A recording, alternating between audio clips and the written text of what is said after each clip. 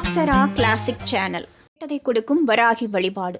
கலியுகத்தில் பலரும் தங்களுடைய இஷ்ட தெய்வமாக வழிபாடு செய்யக்கூடிய ஒரு தெய்வம்தான் வராகி அம்மன்.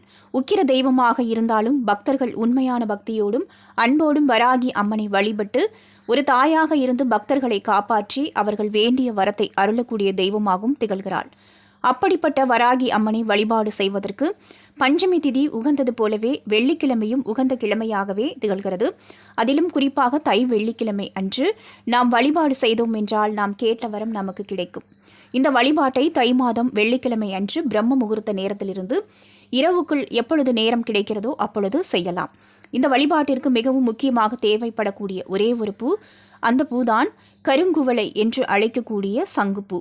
இந்த பூவை கையில் வைத்து கொண்டுதான் இந்த வழிபாட்டை செய்ய வேண்டும். முதலில் வராகி அம்மனின் படத்தை சுத்தம் செய்து சந்தனம் குங்குமம் வைத்துக் கொள்ளுங்கள். வராகி அம்மனுக்கு முன்பாக ஒரு தீபத்தை ஏற்றி வைத்துக் கொள்ளுங்கள். பிறகு வராகி அம்மனுக்கு பானகத்தை நெய்வேத்தியமாக வைக்க வேண்டும். இப்படி வைத்துவிட்டு சங்குப்பூவை நம்முடைய கையில் வைத்துக்கொண்டு இந்த ஒரு மந்திரத்தை 48 முறை உச்சரிக்க வேண்டும். அவ்வாறு உச்சரித்து முடித்த பிறகு சங்குப்பூவை வராகி அம்மனின் பாதத்தில் வைத்து உங்களுக்கு என்ன வரம் வேண்டுமோ அந்த வரத்தை கேட்க வேண்டும். இப்படி நாம் வராகி அம்மனை வழிபாடு செய்யும் பொழுது வராகி அம்மன் மனம் மகிழ்ந்து நாம் வேண்டிய வரத்தை நமக்கு அருள்வார் என்று கூறப்படுகிறது.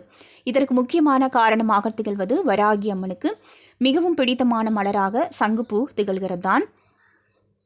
இந்த சங்குப்பூவிற்கு மற்றொரு பெயரும் இருக்கிறது, அதுதான் அபராஜிதா. வராகி அம்மனின் திருநாமங்களில் ஒன்றாகவும் இந்த அபராஜிதா என்னும் நாமம் வருகிறது என்பதால் வராகி அம்மனுக்கு இந்த மலரை வைத்து வராகி அம்மனின் மந்திரத்தை கூறி வழிபாடு செய்யும் பொழுது வராகி அம்மன் மனம் மகிழ்ந்து நாம் வேண்டியதை நமக்கு அருள்வார்.